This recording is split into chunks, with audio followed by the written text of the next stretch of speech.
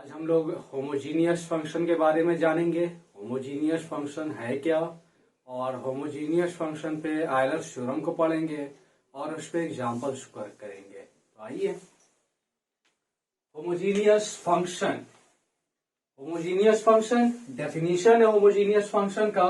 A function f x is said to be homogeneous if all the terms in its expansion have same degree।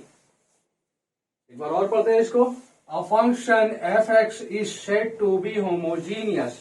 एक function f x को हम कहेंगे homogeneous if all the terms in its expansion, उसके expansion में सभी term है same degree. सभी term क्या हो? सेम डिग्री के हो।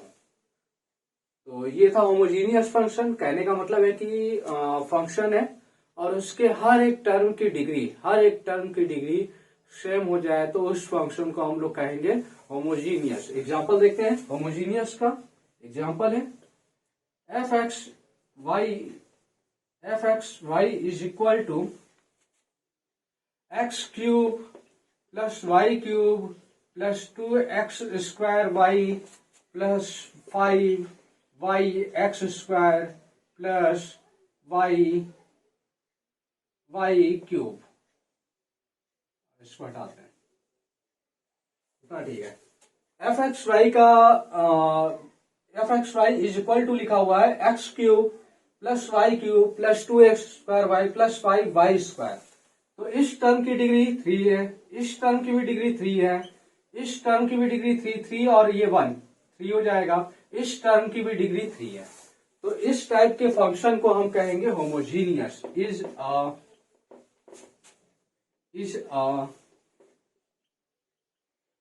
Homogeneous function. सेकेंड एग्जांपल देखते हैं। If f x y equal to x cube plus 2y cube plus 4x y square plus x y plus x square plus x, देखा जाए इसको। इस टर्म की डिग्री 3, 2y क्यूब की degree 3, इस term की डिग्री 3, इसकी डिग्री 2 है, इसकी भी डिग्री 2 है, इसकी डिग्री 1। तो दिख रहा है आपको कि यहाँ ये 3 है, ये 3 है, ठीक था, 3 था। यहाँ पर 2 और 1 आ गया। डिग्री क्या हो गया? डिफरेंट हो गया टर्म का। तो ये हमारा होमोजीनियस फंक्शन नहीं होगा। लिख देते हैं, is not homogeneous function. Example हमने बताया, अगर एक्सपेंशन के सभी टर्म की डिग्री क्या हो? सेम हो तो वो होमोजीनियस। अगर फंक्शन की डिग्री डिफरेंट हो जाती है, डिस्टिंक्ट हो जाती है, अलग अलग हो जाती है, तो उसको हम कहेंगे नॉन होमोजीनियस, मतलब नॉट होमोजीनियस। तो आइए अब हम होमोजीनियस पे थ्योरम को देखते हैं। आयलर्स थ्योरम का स्टेटमेंट है, if f x y be a function of independent variable x and y of degree n, then x del f upon del x plus y del f upon del y is equal to n into f।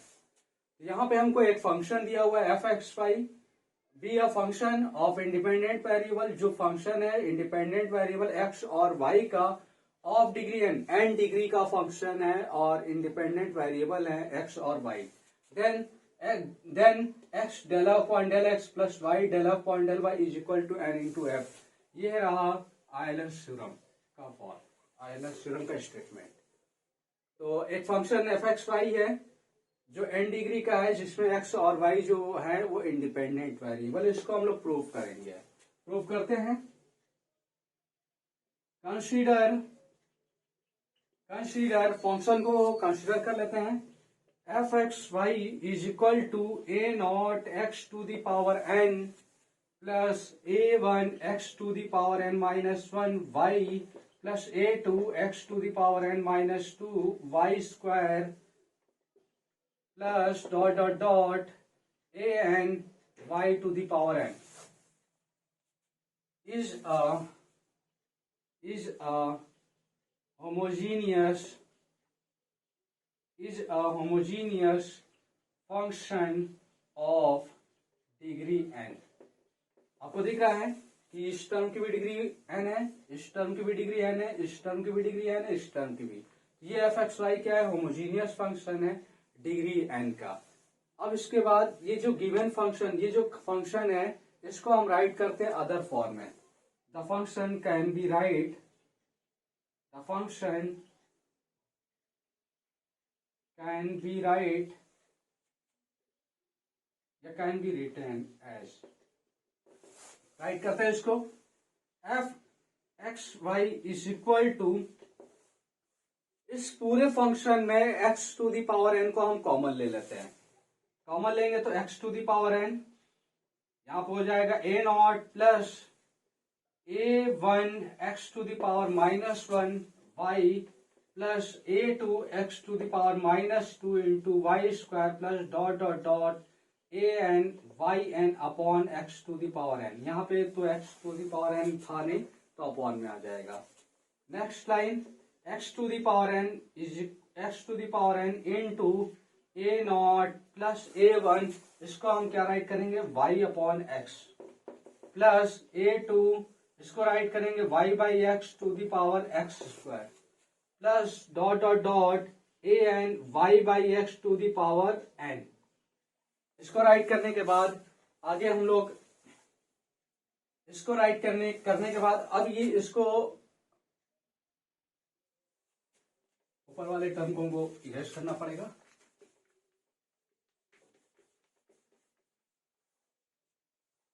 अब इसको हम इस form में भी लिख लेंगे, X to the power N into function of Y by x. आपको दिख रहा है कि ये जो फंक्शन है वाई बाई एक्स का फंक्शन है, A nought plus A one Y by x plus A two Y upon x to the power two plus dot dot dot Y by x to the power N है। तो इसको हम कहेंगे function of Y by x. और left hand में था F x Y, इसको हम कंसिडर कर लेते हैं इक्वेशन नंबर 1। अब इसको लेकर अब हम आयलर्स थ्योरम को ले आते हैं। तो आयलर्स थ्योरम का जो फॉर्मूला है उसको ले आते हैं। तो इसको डिफरेंशिएट करते हैं। On differentiating equation 1 with respect to x partially, इसको डिफरेंशिएट करते हैं तो ये हो जाएगा del f upon del x is equal to x, यहां भी है इंटू में भी है तो इंटू का फॉर्मूला लगेगा x to the power n into f dash y by x into y by x को जब डिफरेंशिएट करेंगे तो minus y upon x square हो जाएगा प्लस, अब एफ वाई बाई एक्स को राइट करेंगे, f y by x into x to the power N को करेंगे तो n x to the power n minus one हो जाएगा। उसके बाद आगे हम क्या करेंगे, इसको हम इरेज कर देते हैं।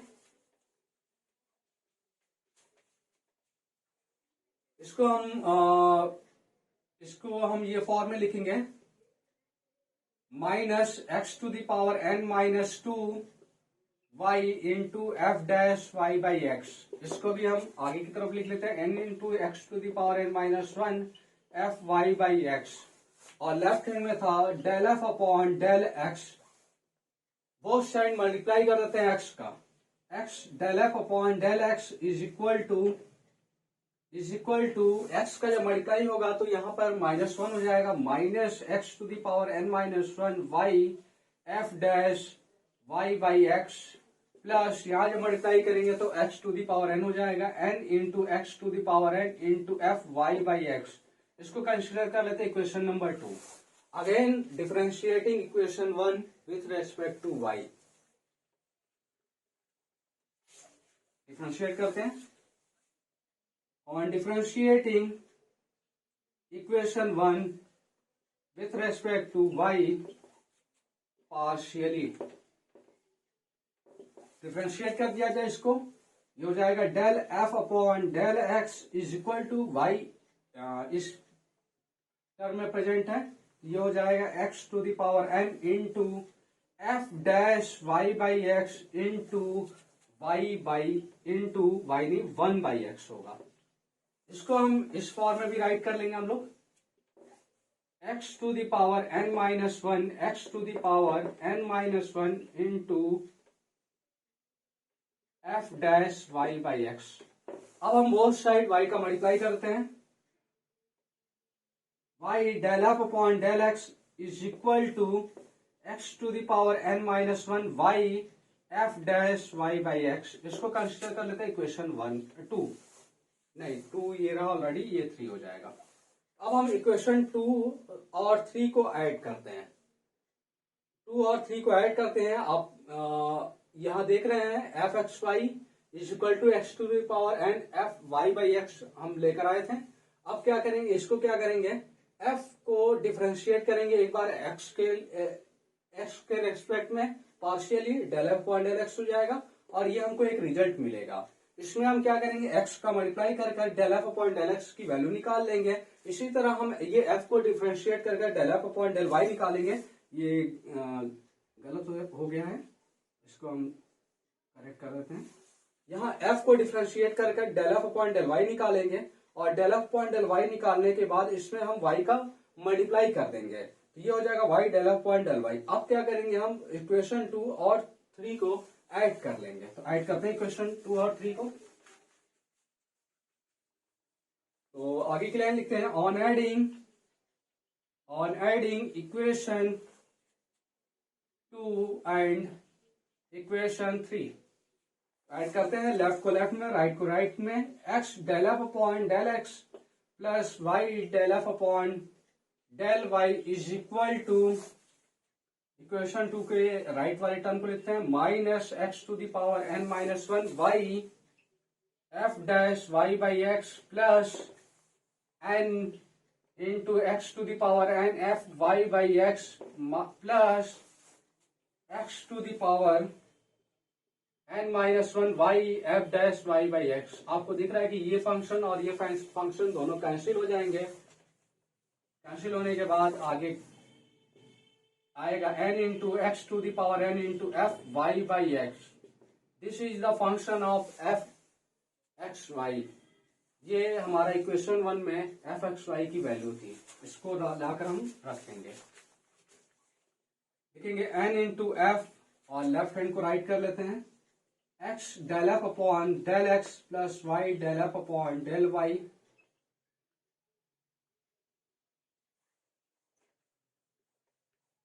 बगल में राइट कर लेंगे यूजिंग इक्वेशन 1। इक्वेशन 1 का हम यूज किए हैं, तब यहां पर एफ आया है। This is the required